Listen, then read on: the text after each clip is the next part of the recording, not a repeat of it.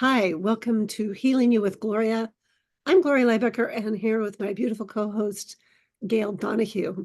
And earlier, Gail was telling me about something she'd read about perfectionism. I said, oh, nope, stop talking.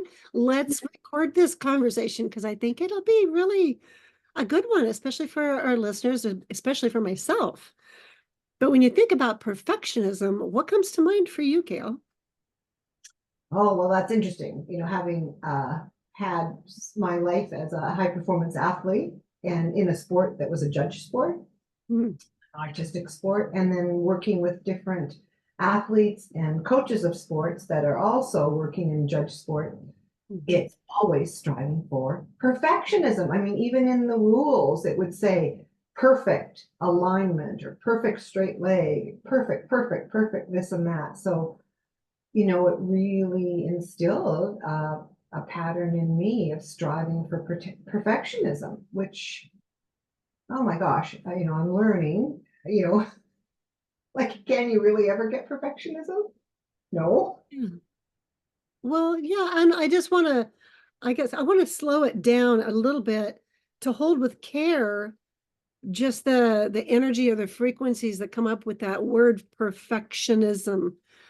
Because I think that maybe quite a few people are not as have not learned so much about the frequencies of vibration in our everything is actually made of energy and information flow, which is frequency. And yet the word perfectionism, I'm not going to make it right or wrong, but it holds a certain flavor. And it's rather rigid in my experience. And you've got to fit in these fine lines or you're not there.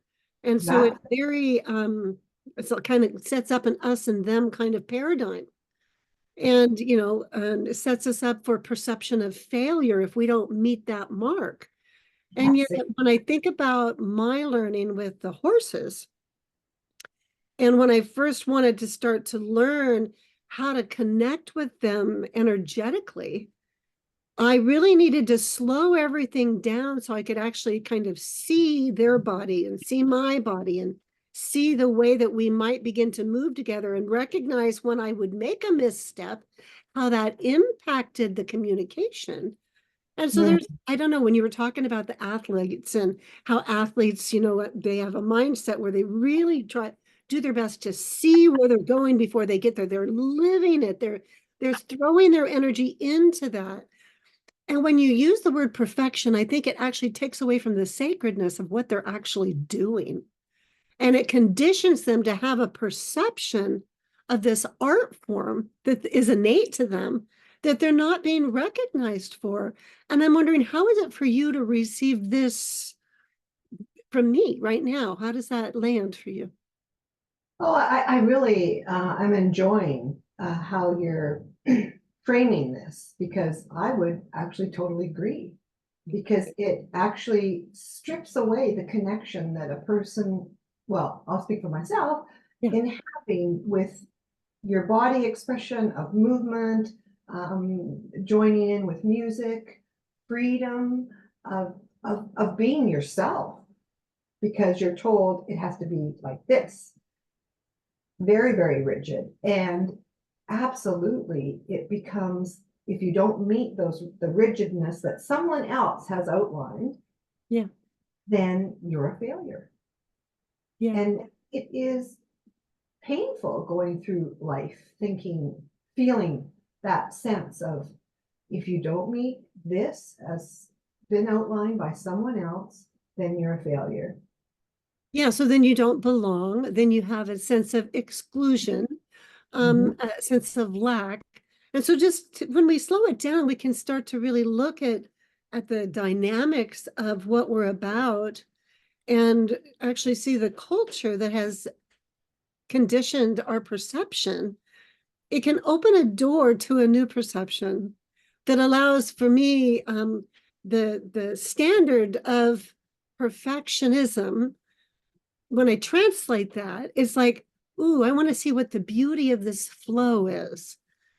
Because when you have rigidity, it stops flow.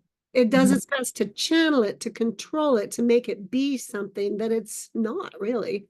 Yeah. It removes the grace from the expression in that life form. It, and it, as you said that, I just thought it removes the life energy. Mm.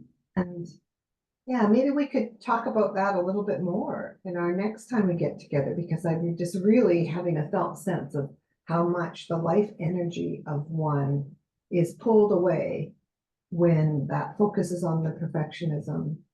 And I, just catching too, doesn't mean we don't want to have excellence Yeah, expertise.